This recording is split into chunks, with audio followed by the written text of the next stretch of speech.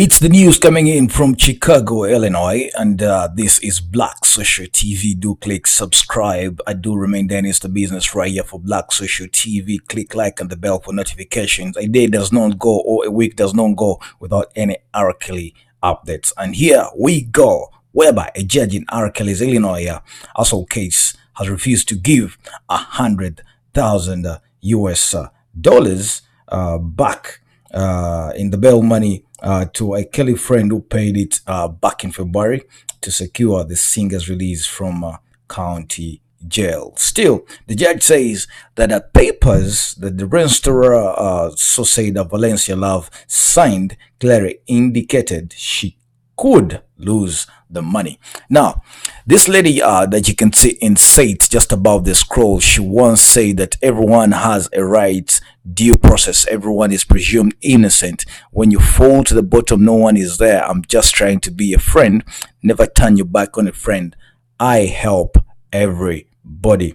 But one thing for sure, this could be R. Kelly's funder. Nevertheless, it is believed back in Chicago that the restaurants that owned or claimed to be owned by Valencia Love, this could be one of R. Kelly's businesses, but undercover. Now, Valencia Love's lawyer said in court on Tuesday that she didn't know when she paid 10% of a 1 million US dollar bond that Kelly would be charged federally and land in federal jail.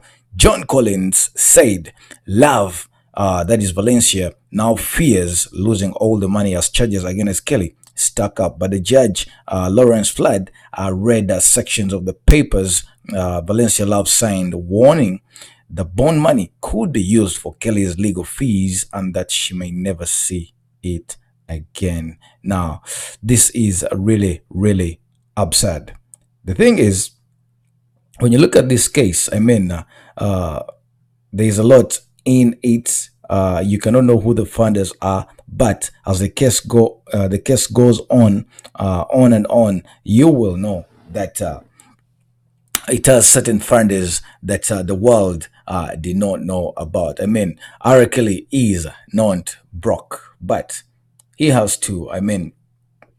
He has to play smart with the legal team, because you never know, the businesses could be attached to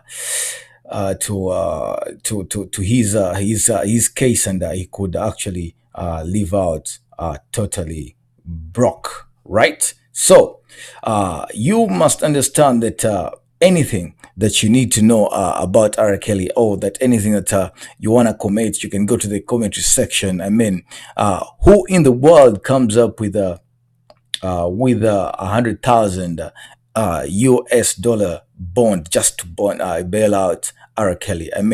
Isn't that a little bit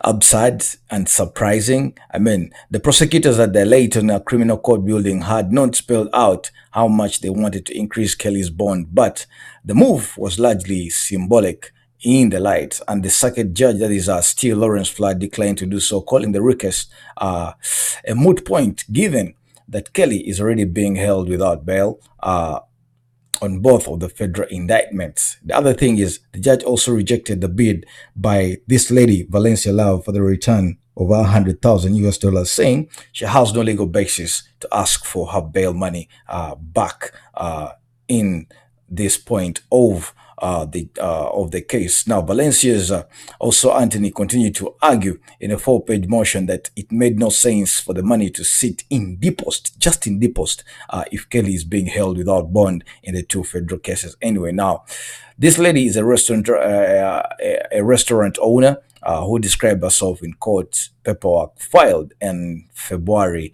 as Kelly's friend, just Kelly's friend.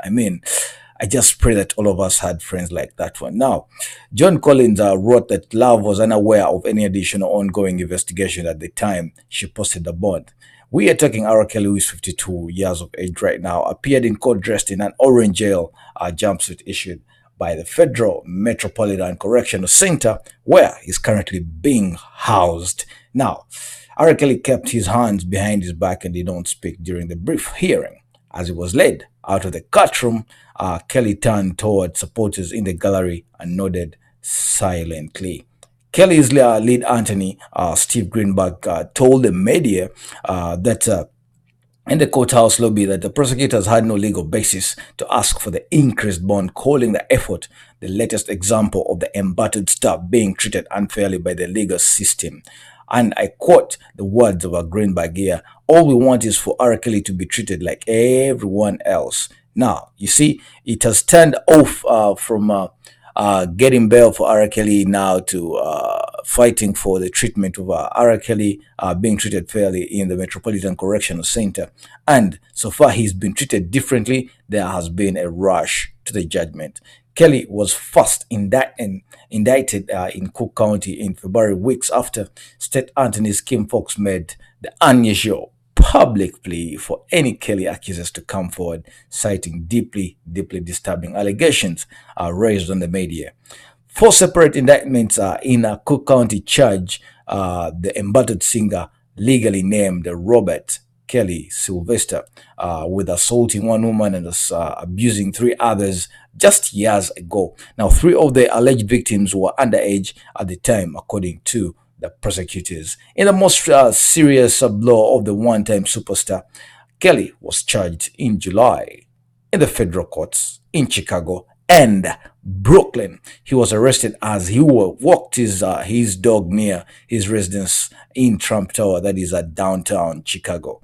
Now, let's look at the New York indictment that alleges a conspiracy in which he and his associates recruited women and underage girls for illegal contact. I mean, Kelly then isolated and threatened them to keep them under his control. Now, this was upside that the Chicago indictment alleges Kelly and his associates fixed in back 2008 child pornography trial in Cook County by paying off witnesses and victims to change their stories. Now, R. Kelly was also charged last August by the Hennepin County Attorney in Minneapolis with prostitution on allegations that he solicited an underage girl who sought his autograph 18 years ago. Prosecutors have yet to decide which of the cases will proceed to trial first. Now, earlier this month, the judge overseeing the Chicago federal case set a tentative trial just for the date of April 27th, that is 2021. This right here is Black Social TV. I'm Dennis the Business. Click like, click the bell, and click subscribe. Thanks for watching.